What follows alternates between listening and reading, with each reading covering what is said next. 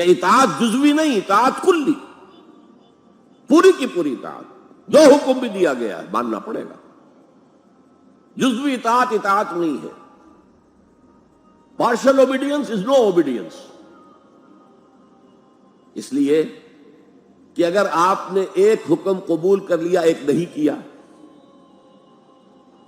تو جو نہیں کیا کیوں نہیں کیا؟ کہ وہ آپ کے نفس کو پسند نہیں۔ جو قبول کیا وہ کیوں کیا؟ کہ نفس نے الاؤ کر دیا آپ کو کہ ٹھیک ہے کر لو، کوئی حرج نہیں۔ لہذا partial obedience is no obedience at آل۔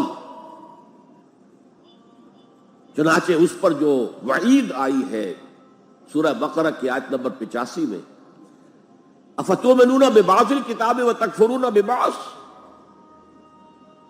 تو کیا تم ہماری کتاب اور شریعت کے ایک حصے کو مانتے اور ایک کو نہیں مانتے؟ فما جزاء من يفعل ذلك منکم، تو جو کوئی بھی تم میں سے یہ روش اختیار کرے گا اس کی کوئی سزا نہیں ہے، الا خزي فی الحیات الدنیا، سوائے اس کے کہ دنیا کی زندگی میں ذلیل اور خوار کر دیے جائیں۔ وَيَوْمَ الْقِيَامَةِ يُرَدُّونَ إِلَىٰ أَشَدِّ الْعَذَابِ، اور قیامت کے دن شدید ترین عذاب میں جھونک دیے جائیں۔ وَاللَّهُ بِغَافِلٍ عَمَّا تَعْمَلُونَ، اور جو کچھ تم کر رہے ہو اللہ اس سے غافل نہیں ہے۔ تم اپنی ظاہری ٹیپ ٹاپ سے، اپنے داڑھیوں کے طول سے اللہ کو دھوکہ نہیں دے سکتے، اپنے عمروں اور حجوں کی تعداد سے اللہ کو دھوکہ نہیں دے سکتے۔ He sees you through and through، تمہارے باطن کو دیکھتا ہے، تمہارے دل کو دیکھتا ہے، اسے معلوم ہے کہ تم نے حج تو کیا، حرام کی کمائی سے کیا ہے۔ یہ بڑی شدید وعید والی آیت ہے قرآن مجید میں، کہ جس کا نقشہ ہماری نگاہوں کے سامنے آج دنیا میں مسلمانوں کی کیا وقت ہے، کیا حیثیت ہے۔ فما جزاء من يفعل ذلك منكم الا خزي في الحیات الدنیا ویوم القیامت۔ اب یہ قیامت کے دن کی بات جو اللہ فرما رہے ہیں، دعا ہی کی جا سکتی ہے کہ اللہ تعالیٰ اس سے بچا لے، کرم فرمائے، اپنی شان غفاری اور شان رحیمی سے ہمیں اس روز کی ذلت سے اور شدید ترین عذاب میں جھونک دیے جانے کی جو یہاں پر خبر سنائی جا رہی ہے، وعید سنائی جا رہی ہے، اللہ تعالیٰ اس سے بچا لے۔ البتہ ایک بات میں اور آپ سے عرض کر دوں کہ جو کیفیت اس آیت میں سامنے آئی ہے یہ مستقل نہیں رہ سکتی۔ اگر کوئی شخص واقعتاً، چاہے آغاز میں اس کا دل پازیٹیولی ایمان سے خالی تھا، لیکن ساتھ ہی نیگیٹو نفاق سے بھی خالی تھا، کہہ سکتے ہیں زیرو لیول ہے، پلس ویلیوز اور مائنس ویلیوز کے درمیان زیرو آئے گا، تو باطن کے اعتبار سے چاہے وہ زیرو لیول پر تھا، لیکن اگر وہ اطاعت کرتا رہا، نماز پڑھتا رہا، روزہ رکھتا رہا، زکوٰۃ دیتا رہا، حرام چیزوں سے بچتا رہا، فرائض ادا کرتا رہا، تو اس سے لازماً ایمان پیدا ہو جائے گا اس کے دلوں میں۔ اس لیے کہ یہ دو طرفہ پروسیس ہے، بائی لیٹرل۔ ایمان سے عمل پیدا ہوتا، عمل سے ایمان پیدا ہوتا۔ عمل انسان جب کرتا ہے، اللہ کی راہ میں قربانیاں دیتا ہے، زادتہم ایمانا، ان کے ایمان میں اضافہ ہو گیا۔ کہ ایمان دل میں آ گیا تو ایک کشاکش اندر شروع ہو جائے گی۔ آپ کے نفس کی خواہش کچھ اور ہے، ایمان کہتا ہے غلط، کشاکش ہوگی کہ نہیں؟ جیسے فرعون نے کہا تھا الیس لی ملک مصر وہذہ الانہار تجری من تحتی، کیا میں بادشاہ نہیں ہوں مصر کا؟ مصر کی حکومت میری نہیں ہے؟ اور کیا یہ ساری نہریں جو ہے میرے نظام کے تحت نہیں چل رہی؟ اسی طرح برا نہ مانیے، ہمارا نفس کہتا ہے یہ جسم میرا ہے، میری ملکیت ہے، اٹس مائی ڈومین، میری خواہش پوری کرنی ہوگی۔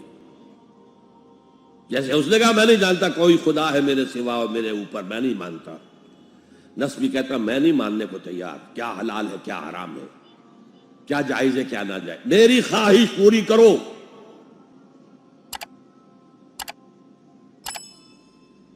اس کے خلاف جہاد۔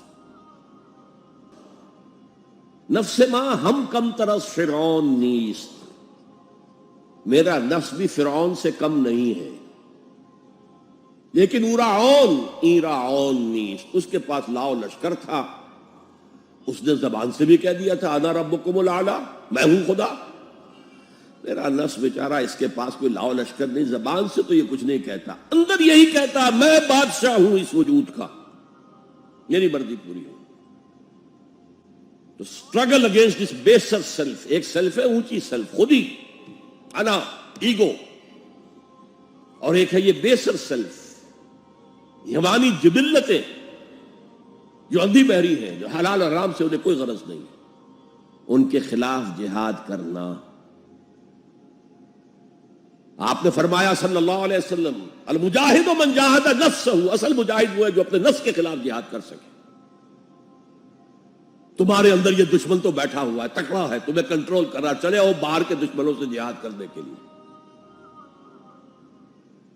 اور ایک دفعہ حضور سے پوچھا گیا ای الجہاد افضل یا رسول اللہ، اے اللہ کے رسول سب سے افضل جہاد کون سا ہے؟ فرمایا ان تجاہد نفسک فی طاعت اللہ، اپنے نفس کے خلاف جہاد کرو، اسے اللہ کا مطیع کرو۔ یہ جو اندر کی کشمکش ہے، کشاکش ہے، یہ جہاد فی سبیل اللہ کا نقطہ آغاز، اللہ کا مطیع بنانا ہے نفس کو۔ اس کے ساتھ دو سب لیول اور ہیں، اس نفس کو بھڑکانے والی ایک قوت ہے انویزیبل، اور ویزیبل بھی ہے۔ انویزیبل قوت سب سے بڑی ابلیس، شیطان، لعین، اور اس کے چیلے چانٹے جنات میں سے، اور ویزیبل میں انسانوں میں جو اس کے ایجنٹ ہیں، جو فحاشی کو کلچر کا نام دے، یہ اس ابلیس کے چیلے ہیں۔ ان کے خلاف جہاد نہیں کریں گے آپ، اگر آپ ان کے خلاف ایگریسو ایٹیٹیوڈ اختیار نہیں کریں گے تو آپ ان کے دباؤ میں آ جائیں گے۔ ان الشیطان لکم عدو فاتخذوہ عدوا، اے لوگوں یہ شیطان تمہارا دشمن ہے، اس کو اپنا دشمن سمجھو۔ وہ تمہیں سبز باغ دکھاتا ہے، بدی کو مزین کر کے دکھاتا ہے، اچھے اچھے نام اس کے رکھ دیتا ہے، اور تمہیں آمادہ کرتا ہے بدی کے ارتکاب پر۔ نہیں، وہ تمہارا دشمن ہے۔ افتتخذونہ وذریتہ اولیاء من دونی، تم مجھے چھوڑ کر اسے اور اس کے چیلے چانٹوں کو تم اپنا دوست بناتے ہو۔ شیطان کے خلاف جنگ کرو۔ اور تیسرا اس پر سب لیول کیا ہے؟ معاشرہ اگر بگڑا ہوا ہے، اس کا عمومی رجحان برائی کی طرف ہے، تو سوشل پریشرز آپ کو ادھر دھکیلتے ہیں۔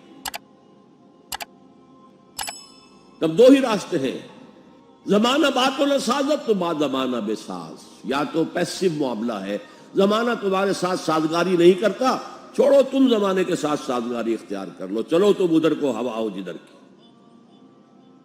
ایک یہ ہے کہ نہیں، زمانہ بات و سازت تو بعد زمانہ ستیس، زمانہ اگر تمہارے ساتھ سازگاری نہیں کر رہا تو زمانے سے جنگ کرو، لڑو، ریزسٹ کرو۔ تو تین جہاد ہو گئے فرسٹ لیول کے، 3 سب لیولز۔ نفس امارہ، لبیڈو، نفس حیوانی کے خلاف جہاد، اس کو بھڑکانے والے، وسوسہ اندازی کرنے والے، اس میں پھونکے مارنے والے، شیطان اور اس کی ذریت مانوی اور ذریت نسلی، جنات اور انسانوں میں جو اس کے ایجنٹ ہیں، ان کے خلاف جہاد، معاشرے کے خلاف ایک اسٹرگل۔ اب یہ 3 جہاد آپ نے کر لیے، اللہ توفیق دے ہم میں سے ہر ایک کو، تو اب یہ جہاد آپ کے جسم سے باہر نکلے گا، خارج میں آئے گا۔